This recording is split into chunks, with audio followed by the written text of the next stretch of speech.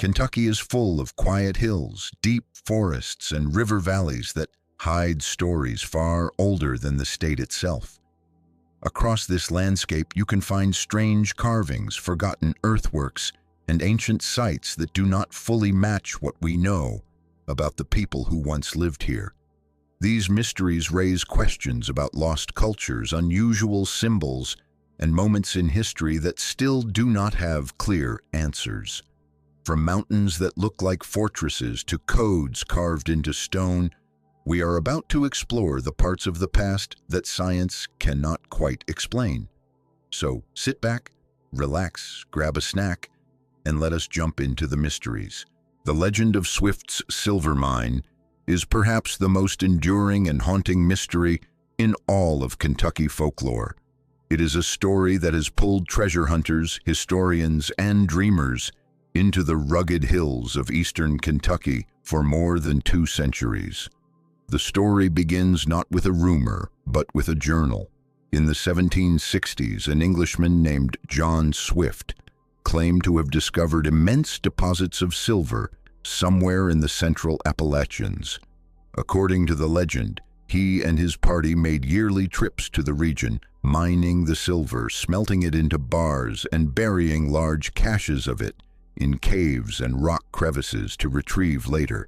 They left behind strange symbols carved into beech trees and rocks to mark the way, compass headings, cryptic dates, and arrows pointing toward hidden wealth.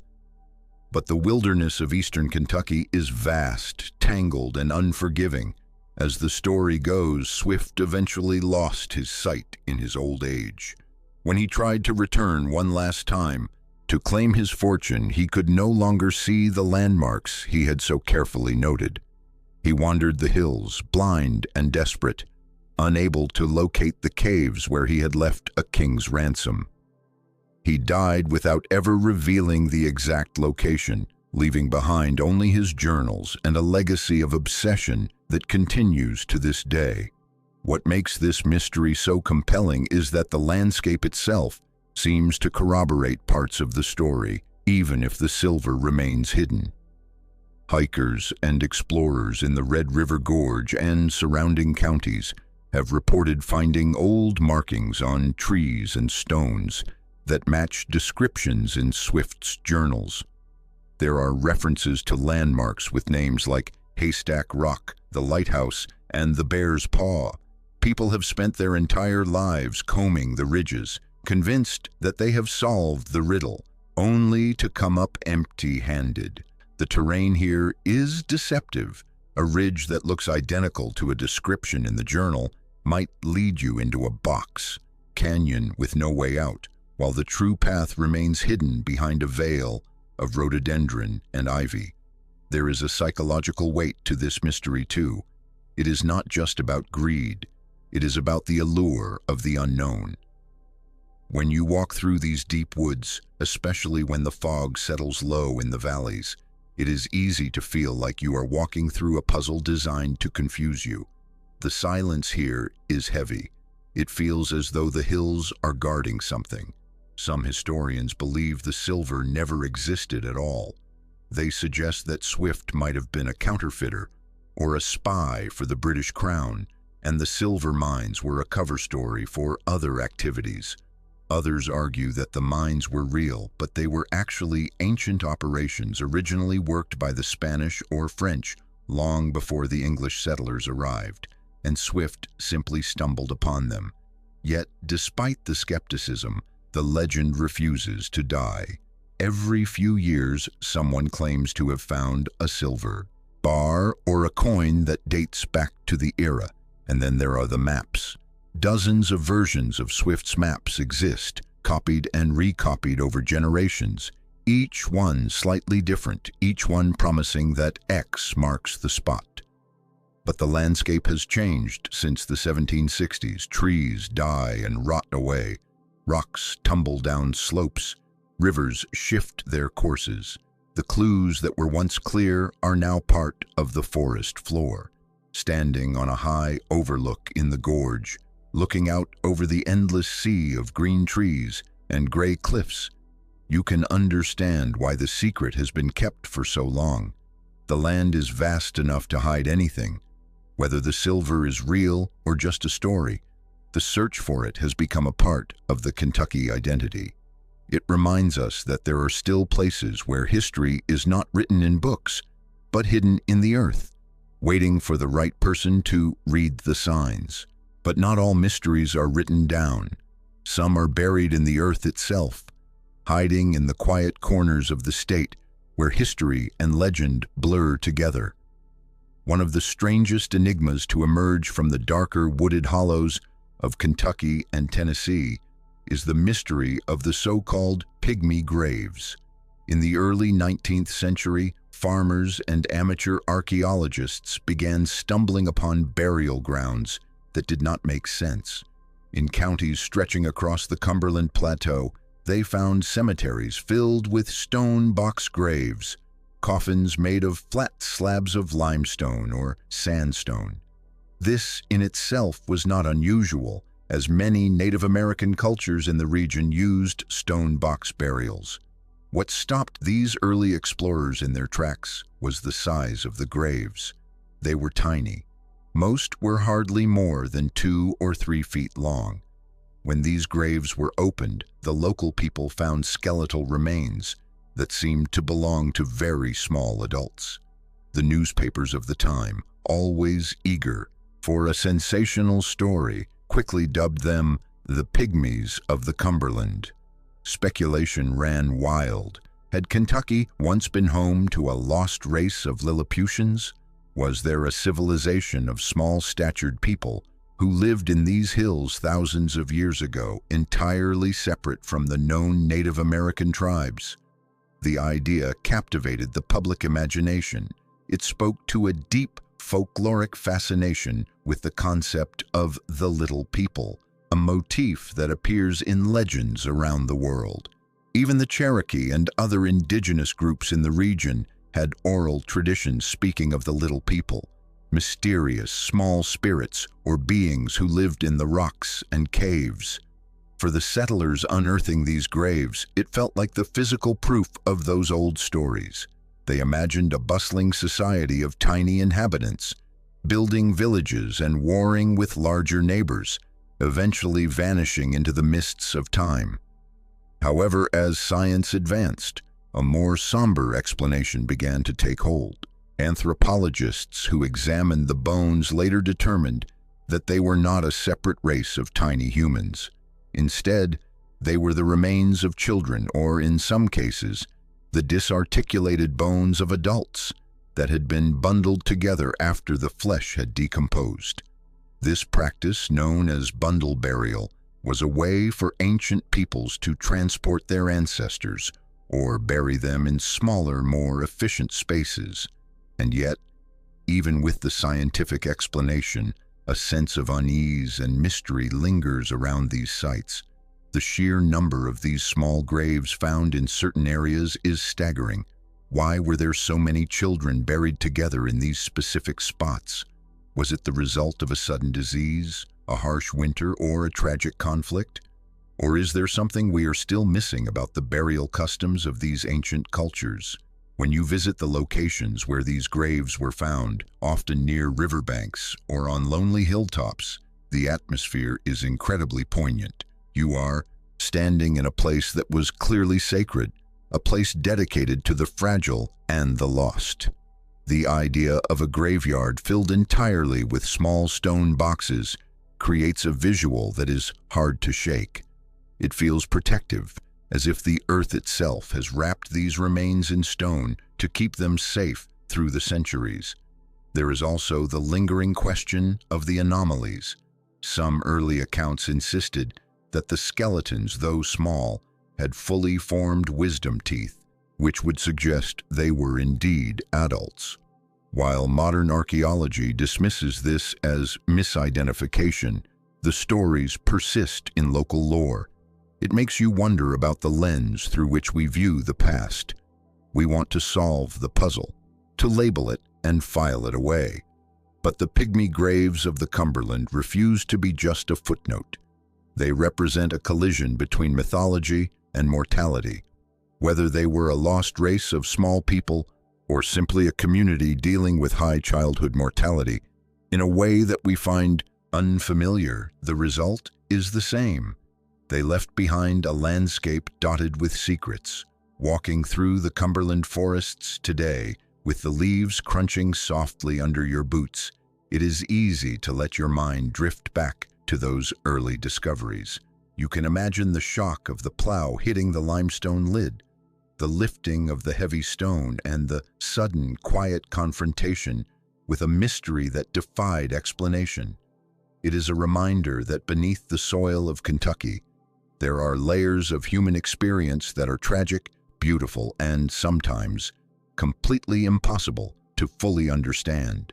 While the walls of Berea guard their secrets in silence, another mystery found near the Ohio River speaks a little more loudly, though its language is one that should not exist in Kentucky at all. This brings us to the curious and controversial tale of the Brandenburg stone and the legend of the Welsh Indians. The story centers around a piece of limestone discovered in Meade County, near the town of Brandenburg. At first glance, it looks like just another rough rock, perhaps scratched by farm equipment or natural erosion. But when you look closer, the scratches resolve into a deliberate, organized pattern. They resemble a script. Specifically, they bear a striking resemblance to Culbran, an ancient Welsh alphabet similar to the runic Ogham used by Celtic peoples in the British Isles centuries ago. If the markings are genuine, they ask a question that shakes the foundations of conventional history. What were Welsh explorers doing in Kentucky? To answer that, we have to look back to a legend that long predates the discovery of the stone. It is the story of Prince Madoc. According to Welsh folklore, Prince Madoc ab Owain Gwynedd was a son of the King of North Wales. Disheartened by civil war and violence at home, Madoc gathered a fleet of ships in the year 1170, more than 300 years before Christopher Columbus set sail, and headed west into the unknown Atlantic. The legend says Madoc landed in North America, specifically in Mobile Bay, Alabama, before moving inland. Over generations, his people supposedly migrated up the major rivers, including the Mississippi and the Ohio, eventually settling in the fertile valleys of Kentucky. For centuries, frontier explorers and early settlers reported strange encounters with Native American tribes who possessed unusual characteristics. They spoke of white Indians who had lighter skin, gray or blue eyes, and used words that sounded suspiciously like Welsh. When the Brandenburg stone was found, proponents of the Madoc theory pointed to it as the smoking gun. They translated the markings to read something like "toward strength" or a boundary marker for a specific territory. To them, this was physical proof that Madoc's descendants had walked these hills, marking their path in the language of their ancestors. The mystery deepens when you consider the sheer number of similar anomalies found in the region. There are stories of ancient stone forts along the Ohio River that resemble European designs more than Native American earthworks. There are tales of pottery and armor found in caves that do not fit the local archaeological record. However, mainstream science remains skeptical. Geologists and archaeologists often dismiss the Brandenburg stone as a forgery, perhaps created in the 19th or early 20th century by someone looking to bolster the Madoc myth. They argue that the Welsh Indian stories were often fueled by wishful thinking or political motives to establish a British claim to the New World that predated the Spanish. But standing by the wide, rolling waters of the Ohio River, it is hard not to let your imagination drift. The river has always been a highway, a massive artery connecting the deep south to the heart of the continent. Is it so impossible to believe that skilled sailors could have navigated it? The stone itself sits at the center of this debate, a silent block of limestone that refuses to clarify its own origins. Whether it is a clever hoax or a relic of a forgotten expedition, the Brandenburg stone forces us to look at the landscape with different eyes. It invites us to consider the possibility that history is not a straight line, but a tangled web of arrivals and departures that we are only just beginning to untangle. It reminds us that the past is vast, and sometimes the most incredible stories are carved into the very rocks beneath our feet, waiting for someone to translate them. The mystery of Indian Fort Mountain near Berea sits above the town like a quiet guardian. If you have ever stood on the trails up there, you know that the ridge feels unusual, as if the land narrows, rises, and twists in ways that almost seem shaped on purpose. And tucked along those ridge lines are the old stone walls that have sparked decades of questions. These walls are the heart of the mystery, because nobody can fully agree on who built them, why they were built, or what their layout was meant to do. When you first see them, they do not look like the massive stone structures you might expect from far-off ancient cultures. They are low, scattered, and broken in places, almost like the remains of something that once had more order. But when you follow the lines they form, the pattern does not feel random. Some parts run along narrow ridges that give a clear view of the valleys below, while others sit against steep drops where there is really no reason for a wall unless someone cared about controlling movement across the mountain. The stones vary in size. Some are small enough to carry in one hand, others are too heavy to lift alone, and they were stacked without mortar, which means whoever built them understood how to balance weight on uneven ground. Archaeologists have suggested the walls were built by the woodland-era peoples who lived in this region long before settlers arrived. That explanation makes sense in a general way, because the area has many signs of ancient activity. But the strange thing is that the walls here do not follow the typical patterns of woodland fort sites. They are not thick enough to act as full defenses, not tall enough to stop an attack, and not arranged like other known fortification systems. Instead, the layout feels more like a series of boundaries or markers placed at key points. This is where the mystery grows stronger. Were they defensive? Were they ceremonial? Were they meant for something else entirely? Walking along the ridge, you start to notice how the land shapes your path. There are places where the rock forms natural bottlenecks, and at those points you will often find stones piled or shaped into something that looks like an old barrier. It is easy to imagine people directing movement through these spots, maybe for protection, or maybe to guide groups during gatherings. Another strange detail about Indian Fort Mountain is the number of rock outcrops, with flat faces that line up with sunrise or sunset at certain times of the year. Some hikers swear parts of the old stone lines seem to point toward places where the sun hits just right on solstices or equinoxes. These ideas make you wonder if the builders understood the sky in a way that helped them set the walls as markers for seasonal events. Standing on the overlook, you start to notice sounds differently too. The wind carries through the rock gaps in a way that can make voices echo more than usual. If a group stood in some of the natural, amphitheater-like spaces, their voices would carry across surprising distances. Was that part of the design? Did the builders understand how sound moved across the mountain? It is impossible to know for sure, but those natural features feel too perfect to ignore. People who hike there today often mention a strange feeling, not fear, but a sense that the land holds memories. You feel watched, but not in a negative way, more like the mountain is aware of you moving across it.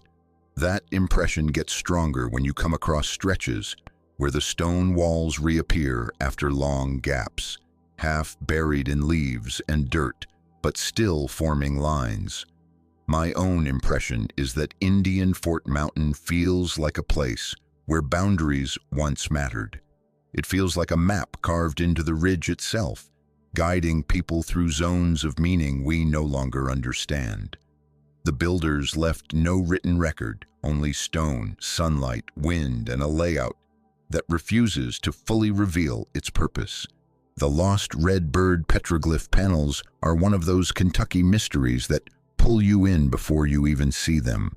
The name alone makes you picture bright red symbols on stone walls deep in the hills. And honestly, that image is not far from the truth. These panels were once known for a set of carved figures that people described as birds, humans, spirals, and shapes that did not match anything in the usual catalog of native artwork. The strangest part is that some of the carvings seem to show details that felt out of place for the time period they were made in. That sense of something that does not match is what still keeps people talking about them. The panels were originally located near the old Red River area, tucked away in a rocky cliffside. If you can imagine wandering through thick Kentucky woods, crossing quiet streams, and then coming across a massive stone slab covered in carvings, that is the kind of moment people described. Some of the symbols were neat and shallow, almost like someone scratched them with care, while others were deeper grooves carved with clear force. A few figures stood out because they looked like they did not belong to the same style, and that is where the mystery deepens. There were what people called alphabetic carvings, lines and shapes that some believed looked like early writing systems from faraway parts of the world. You can see how theories started spreading. Some thought the carvings came from ancient travelers or explorers who reached North America long before the known groups. Others pushed back, saying the designs were simply unusual native symbols that had been misunderstood. Without full records or original context, it is hard to know which interpretation is closer to the truth. What made these panels even more confusing was the mix of styles. You had figures that looked like traditional local petroglyph art, but right beside them were markings that did not line up with common woodland or Mississippian designs. It created this sense that either several groups carved into the same rock over a long stretch of time, or someone in the past created something very intentional that we still do not fully understand. One of the most debated parts is the carving that looked like a bird. It had an odd shape, almost like wings held wide, with a body that did not match typical native designs in the region. That single figure sparked long discussions about whether it was symbolic, ceremonial, or just a creative design carved by someone who never expected it to be examined centuries later. Unfortunately, the story took a tragic turn. The original panel did not stay where it was. The rock broke off during a major collapse, and the carvings were nearly lost for good. For a while, people were not even sure where the fragments went or if they survived in one piece. Some fragments ended up being preserved, but the panel's full layout is gone. When you read accounts from folks who saw it before the collapse, you get the sense that the rock held far more carvings than the surviving pieces show. That leaves us with descriptions, old photos, and personal memories, each one slightly different, like people were trying to piece together a puzzle that already had missing pieces. Today, when people talk about the lost Redbird petroglyph panels, there is a sense of sadness mixed with curiosity. The original rock face is gone from its place, but the land still holds the memory of it. When you walk through the area now, the forest feels thick and quiet, and it is easy to imagine how the carvings once stood bright against the stone. The forest almost feels like it is guarding the story, keeping parts of it hidden. My impression of the mystery is that it feels like a reminder of how fragile ancient knowledge can be. Something carved with intention and meaning can sit for hundreds of years only to break and vanish in an instant. And when that happens, all we are left with are stories, guesses, and what little the rocks decide to keep.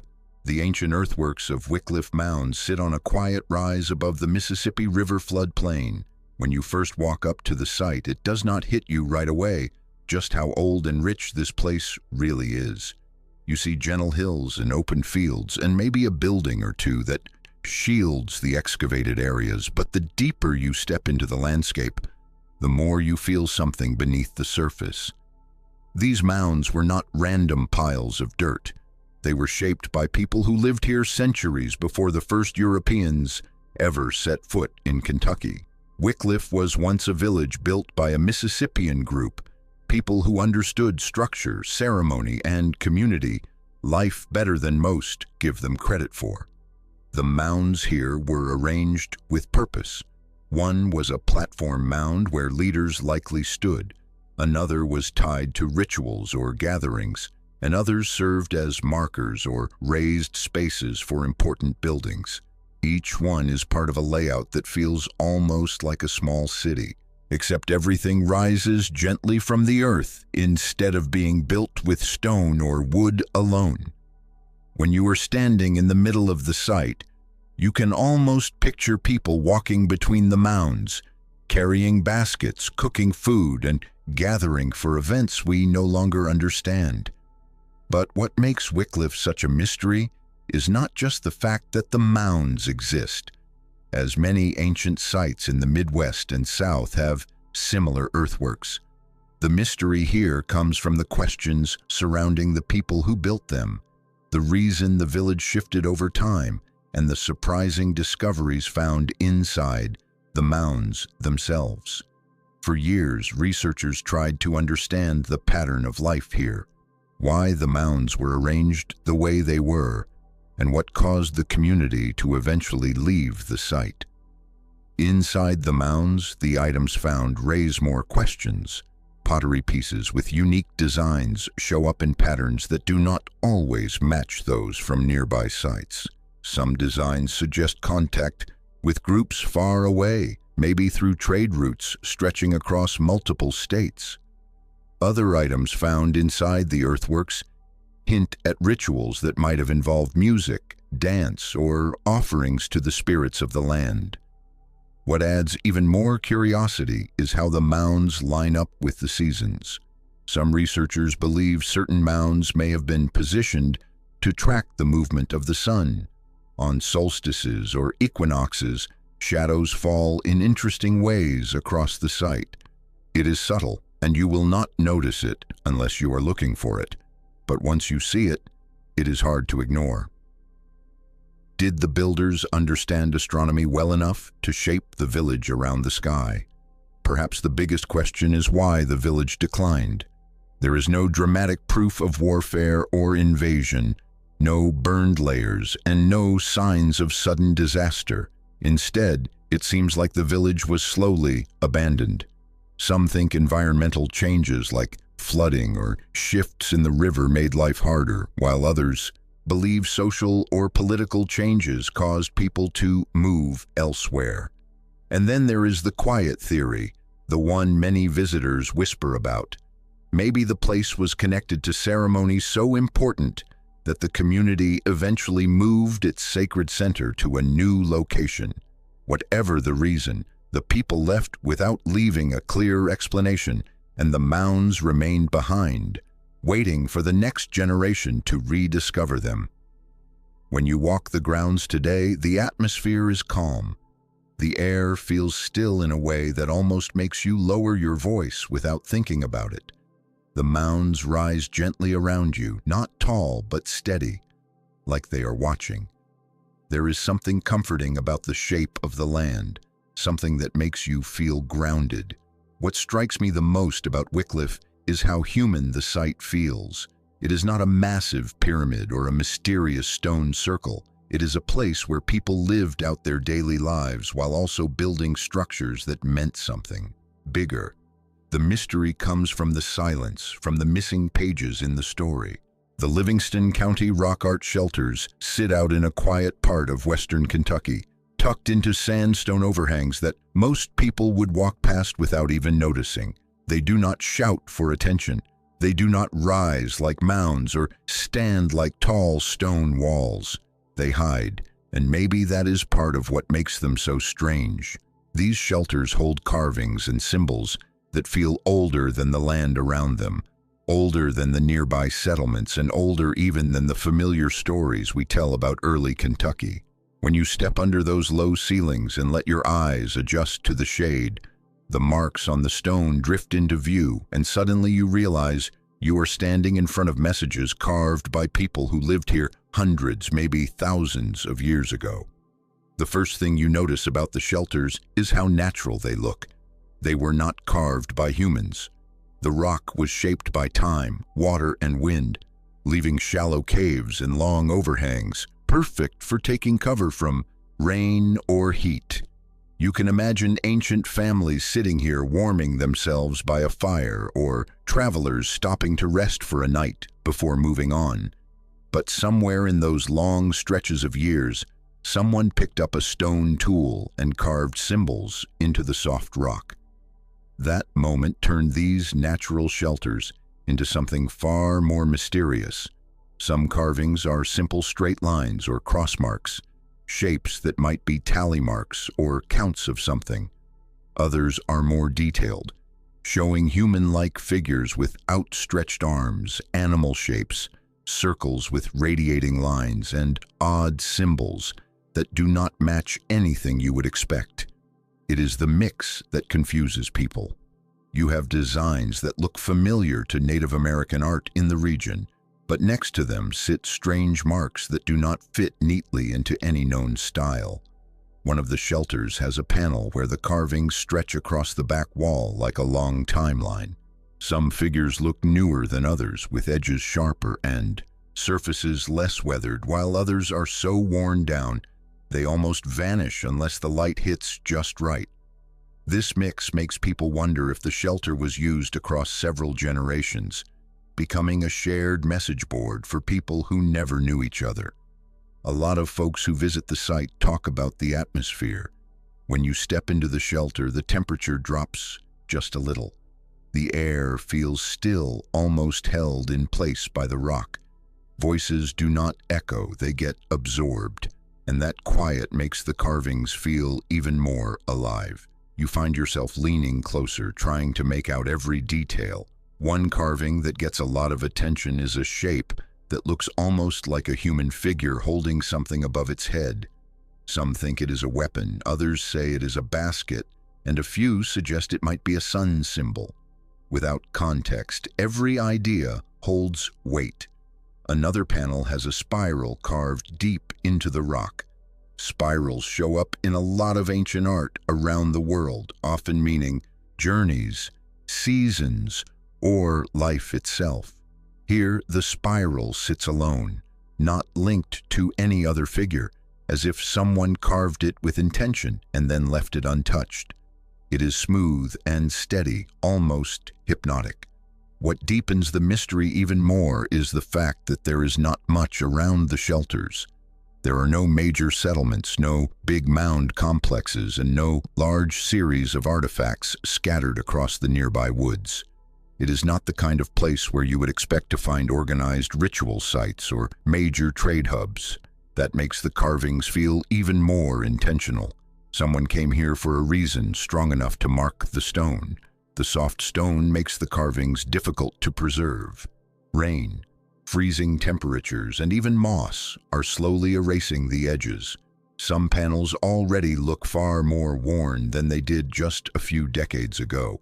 That fading creates a sense of urgency, like watching history disappear in real time. What strikes me the most about the Livingston County rock art shelters is the sense that these carvings were not made to impress anyone. They feel personal, almost private. It is like reading someone's notebook left behind on a shelf. You can flip through the pages, but you do not know the writer's voice. You only see the marks they chose to leave. When you stand inside the shelters today, the present feels thin. You can imagine ancient people stepping through the same gap in the rock, carving by firelight, sparks bouncing off the stone. Whatever they carved, they must have believed it mattered. And the mystery becomes personal. It is just you, the stone, and the silence, trying to make sense of a story that was never meant to be fully solved.